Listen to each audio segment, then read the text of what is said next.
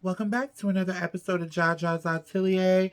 Guys, so what's been going on? It's a lot going on in the news. Happy Martin Luther King Day. Just such a legendary man. It's a shame to see the regression, if that's the right word, that this country has taken since he made his mark on the world, but hopefully we're moving on to better days. I gotta take these glasses off. It goes with the look, but I gotta take them off. So let's get straight into it. So, listen, Angela Bassett finally received her Oscar award. I know this lash is fucked, right? But it's okay. Finally received an Oscar award at the 2024 Governor's Ball. And she said this. You to be, us to be.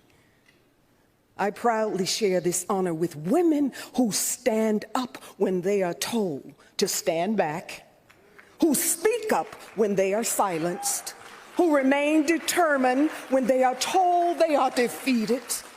These women. So I just thought her speech, Angela Bassett, whenever she gives a speech, it's always so empowering. It makes you want to get up off your goddamn ass and get some motherfucking work on your life, your goals. I just love Angela Bassett. She was presented the award by none other than her longtime friend Regina King. They've worked together several times. They're good friends. A lot of people had something to say about them greeting each other with a kiss, but these two are like sisters. I don't think it's anything crazy like that. It's not anything crazy like that. Get your minds out the gutter. And a lot of people were saying, why at the governor's ball? Why not give her her moment? Now, we could look at this one or two ways, and I'm going to leave you with this on this. Either we could look at it as an afterthought. Oh, they should have been done it. Which, that's how I was looking at it, to be honest, if I'm being honest. Or we could look at it like, that she's that much of a legend that they wanted to give her her own night. And that could very well be a possibility. And maybe by us saying, oh, y'all should have been at it, it's not, maybe we're ruining it for her. Because she just was so grateful for that award. Just, you could tell the look on her face. She was so grateful. So maybe instead of us complaining about how she got it, maybe let's just congratulate her for getting it and just not even mention the other stuff, because we could be very well taking away her moment. Anyway, so Julia Roberts is on the cover of British Vogue's February 2024 issue. On the cover, she's wearing custom Gucci. You all know I love me some Julia Roberts. From Pretty Woman to My Best Friend's Wedding to The Stepmom, Mystic Pizza. You know Julia Roberts is my girl. She is photographed by Lachlan Bailey, and she is styled by Edward Enninful, who is still the contributing editor, editor at large for British Vogue. He will be leaving. I'm not quite sure when he's exactly slated to make his exit, but he's still there right now. Y'all know I love me some Julia. Look at this. Look at these photos, honey. Yes, honey. Oh my gosh. She's wearing Valentino. She's wearing Tom Ford. I love the Tom Ford look. Oh my gosh. Also, in more glossy news, the legendary, iconic Diana Ross is the new star of YSL's new fall, I believe it's the fall winter 2024 ad campaign. No, it's the spring 2024 ad campaign. I have it right here. The spring 2024 ad campaign. Classic, chic. Look at her. Ugh. Now we see where Tracy gets it from. Sidebar. I would live to be Tracy Ellis Ross and to just go into her closet. Do you guys not, the one look I remember of Diana Ross is when she performed in the rain. I don't know what designer she was wearing. She performed in the rain in New York in Central Park. If you've never seen that performance, go check it out. It's got to be on YouTube somewhere. Honey, but to have a mom with that kind of an archive, girl. Anyway, congratulations, Miss Ross, and congratulations, Anthony Vaccarello, on landing such a superstar.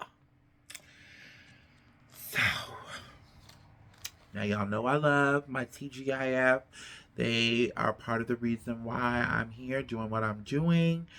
And also, real quick, I am so sorry about the microphone. You know what? I bought the microphone. I might use it for vlogging, but I'm so close to the camera. I don't think I need it here because it was like it was too much. So I had to axe it. But anyway, you guys know I love TGIF on Foxhole.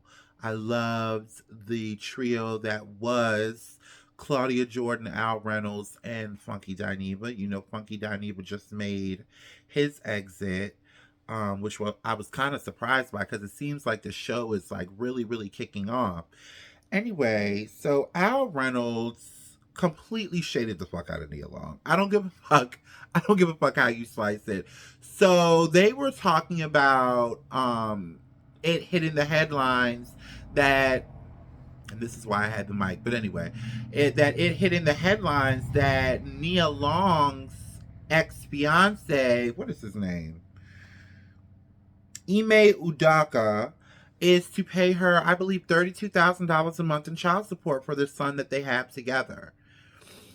And Al Reynolds was just going on and on and on, and just take a look at what he said. Favor of public opinion, but it's my opinion.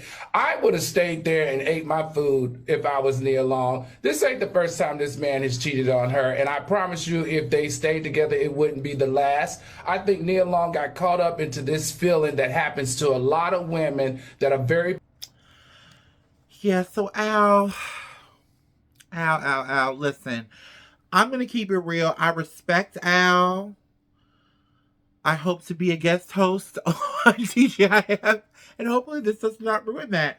But Al, I got to keep it real with you, Al. You have a slight misogynistic undertone to you. And it's really, really, now that Funky Dineva is gone, it's kind of changed the dynamics. And I don't know if you feel like you have to up the ante with the shade because Funky is gone. But you were doing it while Funky was there, quiet as it's kept. I just telling her that she should have stayed, like, for the money. Come on, Al.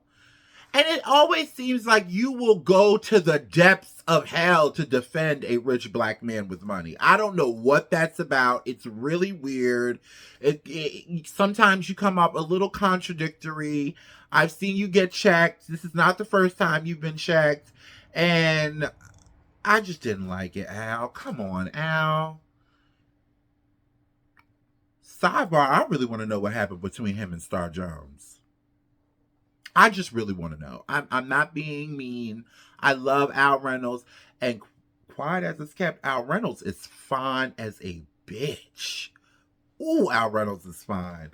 But just a little too sweet for me. I don't know. But...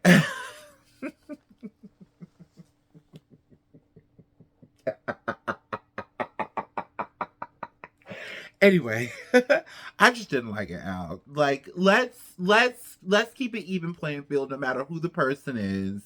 Let's just, fair is fair and right is right. And you have to be fair when you're reporting on people. And you just, come on. She should have said, she's motherfucking Nia Long. Who the hell is he? Is the question, because I ain't never heard of this bastard. Girl boo. Girl boo. Okay, so it is Milan Menswear's Fashion Week. You know, I've been so busy. I'm shooting my next fashion short. I showed a clip of it on Instagram, just a little sneak peek. And I'm also in the process of vlogging about it for you guys. So I was kind of busy with that this weekend. But I did catch the majority of the highlighted shows because they never really show all of them. And some of the ones that aren't as famous, like that aren't household names within the fashion industry, those are the ones that really rock the motherfucking shit. Okay. I love to see those. So I'm going to get back after I shoot this tonight and everything is settled down. I'm going to get back to getting into Milan menswear. But listen, there was two shows that I really, really loved. Sabato Di Sorno's first menswear collection for Gucci. Honey. There seems to be a running trend in Milan. It's giving 70s nostalgia. It's sleek, yet bold. I also loved J.W. Anderson. I loved the trippy prints. And I just love how J.W. Anderson, he just has fun with fashion. It's either, and there's no gray area with him. Either you're going to like it or you're not. And I know I wouldn't wear all of the pieces. I respect where he's going with it. I respect his vision. I love what he's doing at Loewe. I mean, just come on. Come on. Just really just changing the narrative of menswear. I mean, all the designers really did. I also loved Silvia Venturini Fini for Fendi. Sylvia Venturini Fendi for Fendi, sorry. I loved hers too. Yeah, Milan's Menswear Fashion Week is really giving. It's really giving. But again, it's menswear. And I'm a girl. And I'm waiting to see what the women are gonna what the women's wear collections are gonna bring. And I don't have any male clients that I'm styling right now either, so it's just kind of like whatever for me. But yeah, I dig it. And there's also, even though it's men's wear, they do have, woman, if you want to, fashion is becoming so gender fluid now, but they do have some female models on the catwalk.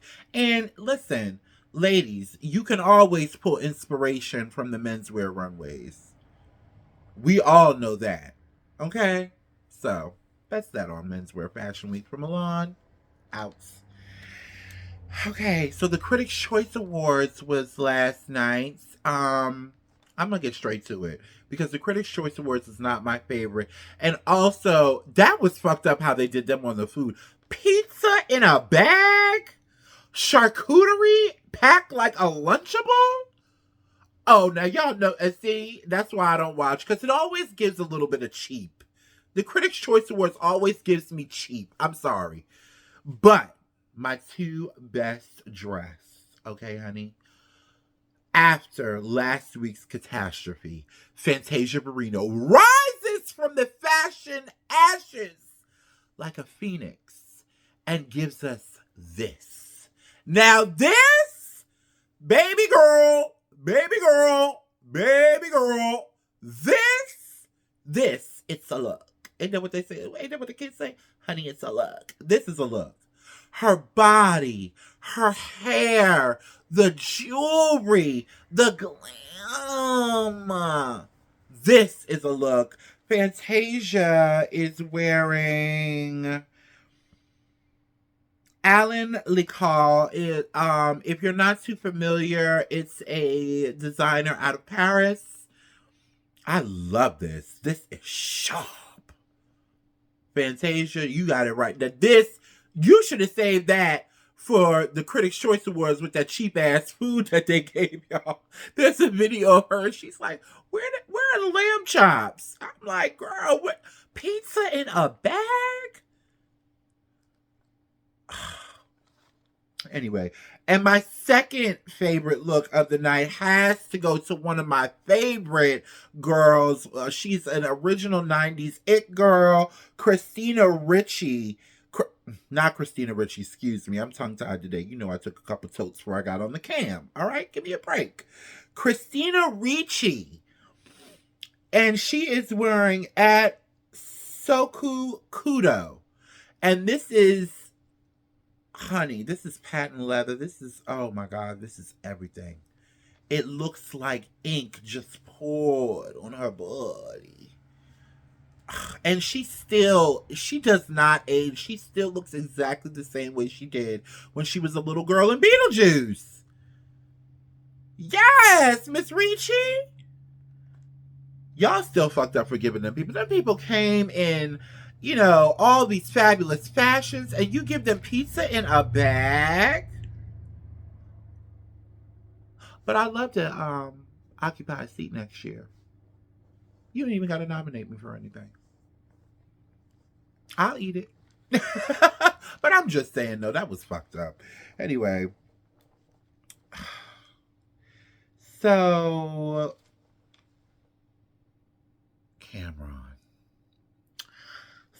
Cameron, who I'm sure everybody knows Cameron, Dipset. Yes, I know a little something, something. Yeah, it's not all perky and perched over here, honey. I've been around. So Cameron, an original beauty icon. Well, I'm not gonna call her a beauty icon, but she's one of the original video vixens, Melissa Ford, who has bounced around from reality TV to podcast to radio and just tap dancing all over the entertainment space. And ooh, is that shade? Maybe. She taps dance all over she's just all over the place. Anyway, so she is now on Joe Budden's podcast, and a couple weeks ago, maybe around the time all the Diddy stuff was breaking out, they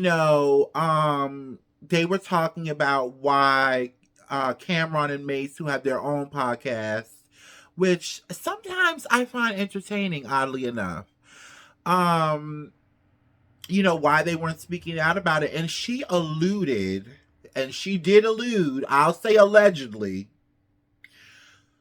to the fact that maybe they didn't speak out about it because she has heard, or, she alluded to the fact that maybe they have had some incidents with sexual assault, allegedly.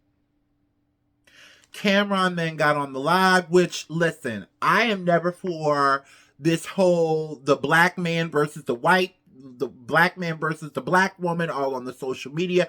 I don't play that shit. We don't need to be doing that. But in this case, you heard it. This is the first time I'm going to defend some bullshit like this. In this case, Melissa Ford, you had it coming.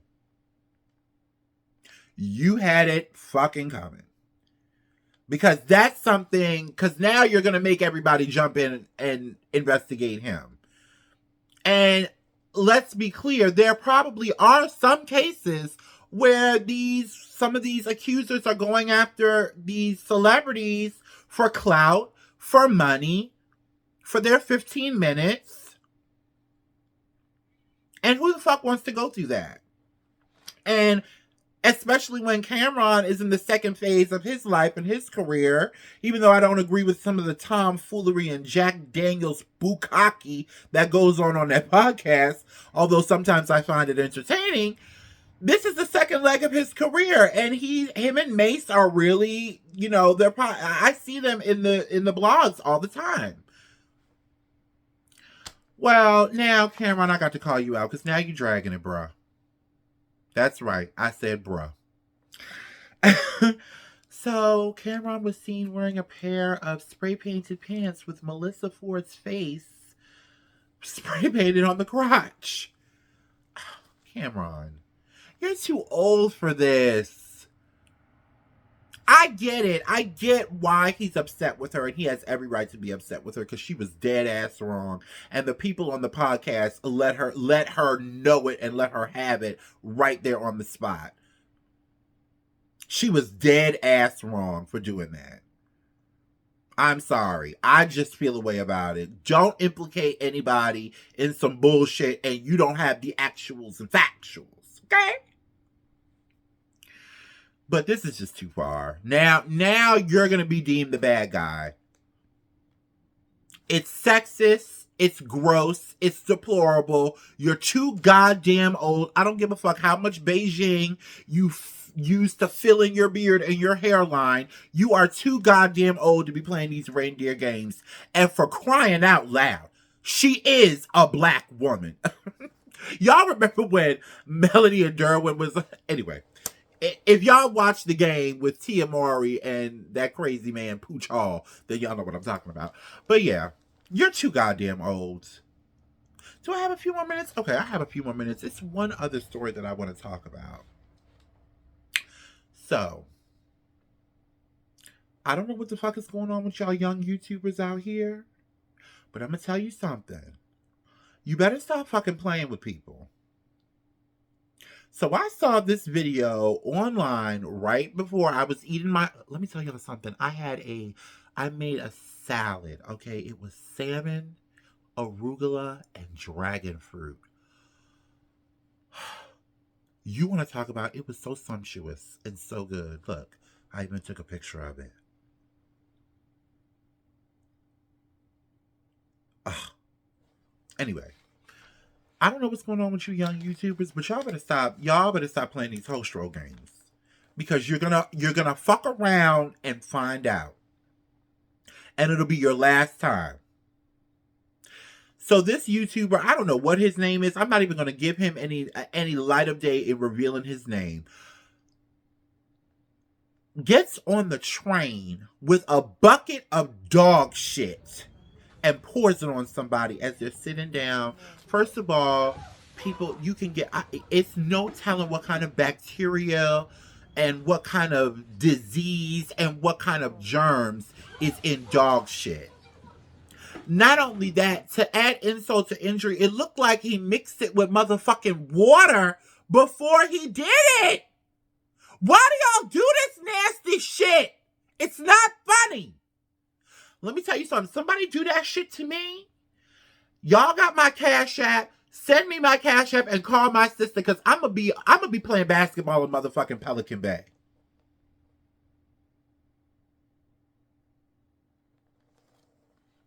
That is disgusting. Now, he was apprehended by the police after the fact because his face is clearly on camera. Dumbass. Nasty bitch. I wish the fuck. I'm going to tell you something. I would have. I can't even say it because they'll flag my shit. Now, people can walk around and do shit like this, but if I say what I do to somebody to do some shit like this, then I get flagged. Ain't it crazy how backwards the world is?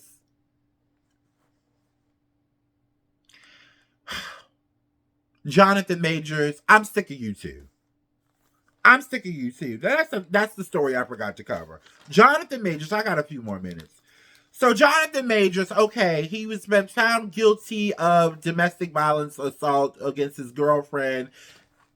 Get you, yeah. I can't think of the girl. Whatever the fuck her name is. So he's doing an interview. Y'all know he's dating Megan. He's dating Megan Good now. His new Coretta. Take a look. How would you describe your relationship? She's an angel. She's held me down like a Coretta, you know? I'm so blessed to have her. So, you know, the relationship is still fresh, but, you know. I don't even know what to say about this. Like, I got one thing to say about this, and this is where I'm going to leave it at. And I'm going to lean in. If you niggas ain't learned from OJ by now, bitch, I can't help you. Anyway. And Megan Good, anyway. What a fucking shit show. Are you kidding me? She's my Coretta. And he's so dramatic. She's my Coretta. Like, are you auditioning for a role in a Martin Luther King biopic that they ain't told us about yet? He is weird. And people were saying he's ugly. Now, I'm going to tell you this. He is not ugly. Because y'all know I love a man with a thick neck and a big nose. Y'all know. And a thick jaw. He is gorgeous. And Megan Good is beautiful, too. They look good together. But it's just like, we see through you. Okay? My Coretta, my Michelle Obama. You got caught on camera like a fucking dumbass telling this white girl she need to be like Coretta Scott King. Somebody ought to hit you in the back of your head with a bag of fucking nickels a couple times. You must be smoking on that glass dick. Coretta, I want you to be my Coretta. And who the fuck are you gonna be? Anyway, y'all, that's today's episode. I need to stop smoking and drinking a martini before I get on here. That's today's episode, y'all. It's been real. I'll see you guys in a couple of days. More from Fashion Week. I'm sure we're going to be in Paris and all of that. So, ciao.